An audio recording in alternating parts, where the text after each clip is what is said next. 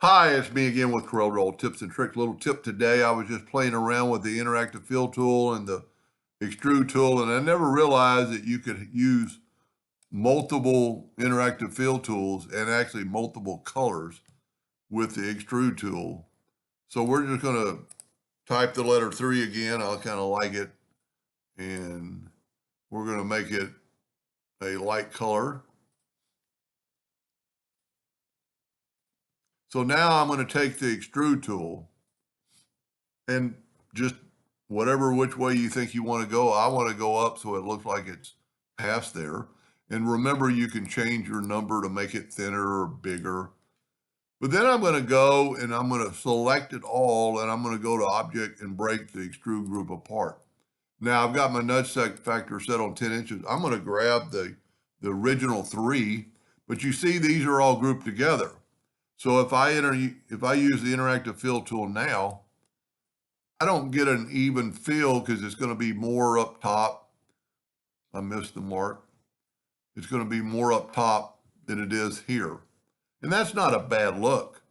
But what you can do, and I never really realized that, I guess, well, I need to take that interactive fill tool away. I'm going to go up here to Object Group and ungroup them. So now I have 7 objects I can play with individually with the interactive fill tool. So I'm going to select that top one. I'm going to get the interactive fill tool. I'm just going to go ahead and do it real quick and just make some notations and marks. But I'm also going to change the color. That's something I didn't really, I knew you could change the color, but I didn't know you could change the color individually. Well, I guess I never thought about it individually.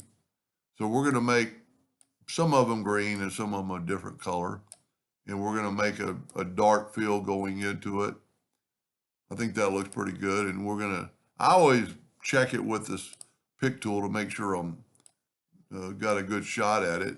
So I'm doing most of them green, but I'm going to do some of the other smart. When I never do this, but when I'm talking, because I'm thinking about my next move. Now we're going to grab that one and let's go, let's see what I did on, I did a green on that one. Let's do a yellow. Well, I actually made the fill or the interactive fill tool yellow. I need to move this to this, and then we're going to put a little bit of black to it. And you can actually see a little bit hanging right there of another color. So we're going to do that. We're going to do the same thing. Put a little black, put yellow as the main color. And on these 2 spots, you could do whatever you wanted to do because they're so basically small, but you kind of think about, what they would look like. So we're going to put a little darkness there, and maybe we'll make this color yellow. And we're going to do the same thing here,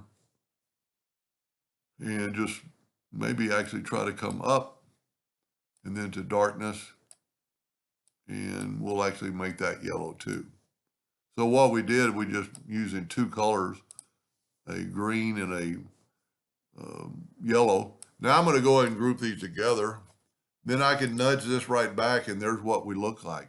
Now, you can always, what might be a good look on this is the black box. Go up to Object, Order, Backup Page, and it does. It looks pretty good. I like it. Now let's see if we can't grab it and take away the line by right-clicking. No, because they're actually, well, we probably could. It's just the black between. That looks cool, pretty cool within itself. And maybe if we change this to a different color, it might stand out a little bit. Anyway, just some little suggestions. Hope that helped. Thank you for watching.